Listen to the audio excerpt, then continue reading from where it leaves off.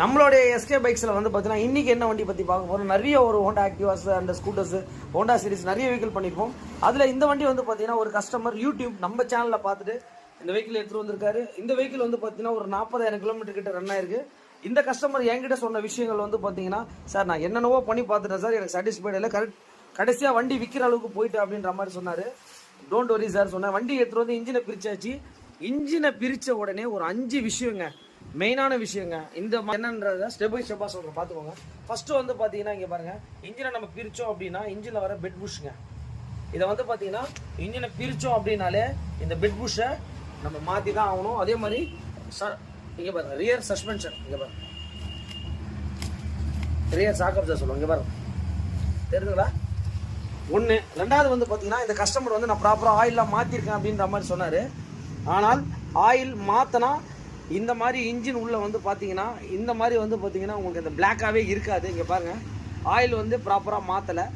ரெண்டாவது விஷயம். மூணாவது விஷயம், இந்த வண்டியில் வந்து பார்த்தீங்கன்னா நம்மக்கிட்ட சீஸ் ஆகி தான் எடுத்துகிட்டு வந்தாங்க. வால்வு எந்த அளவுக்கு ஸ்கோரிங் ஆகிருக்கு பாருங்கள். இங்கே பாருங்கள், இங்கே பாருங்கள், இதை வந்து நான் பார்த்தா கையிலேயே உங்களுக்கு வந்து பார்த்தீங்கன்னா இது பண்ணுறேன், ஆனால் போகலை. இங்கே பாருங்கள், வால்வு நல்லாவே வந்து பார்த்தீங்கன்னா லேக் ஆகிருக்குங்க.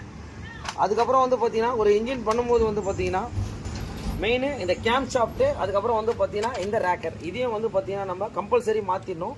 அதுக்கப்புறம் வந்து பார்த்தீங்கன்னா சிலிண்டர் கிட்டுங்க, இங்கே பாருங்க, நல்லாவே வந்து பார்த்தீங்கன்னா உங்களுக்கு லேக் ஆகிருக்கு. இங்கே பாருங்க, நம்ம என்ன பண்ண போகிறோம் அப்படின்னு கேட்டிங்கன்னா, இந்த வெஹிக்கிளை ஒரு இன்ஜின் ஒர்க்குக்காக நம்மக்கிட்ட கொண்டு வந்திருக்காங்க. இங்கே பாருங்கள், மெயினான இந்த ஒரு 5 விஷயத்தை வந்து பார்த்தீங்கன்னா நம்ம பண்ணும்போது, இன்ஜின் ஒன்ஸ் நம்ம பிரித்து பண்ணும்போது இது எல்லாமே நம்ம கிளியராகவே பார்த்துடணும். இங்கே பாருங்கள், அந்த இன்ஜின் ஏர் செக்ஷன் வால்வில் பாருங்கள் எந்த அளவுக்கு டஸ்ட் இருக்குதுன்னு பாருங்கள். இதை பாருங்கள், இங்கே பாருங்கள், இதை வந்து பார்த்தீங்கன்னா இங்கே பாருங்கள், உங்களுக்கு பார்த்தீங்கன்னா தெரியும் நினைக்கிறேன். இங்கே பாருங்கள், அந்த வால்வே வந்து பார்த்தீங்கன்னா உங்களுக்கு டஸ்ட்டில் க்ளோஸ் ஆகிருக்கு. இங்கே பாருங்கள், இந்த மாதிரி வீடியோஸ் எல்லாம் ஒன்று சேவ் பண்ணி வச்சுக்கோங்க, ஸ்கூட்டர்ஸ் வச்சுருவோங்க, இல்லைனா ஷேர் பண்ணுங்கள். Thanks to all my subscribers.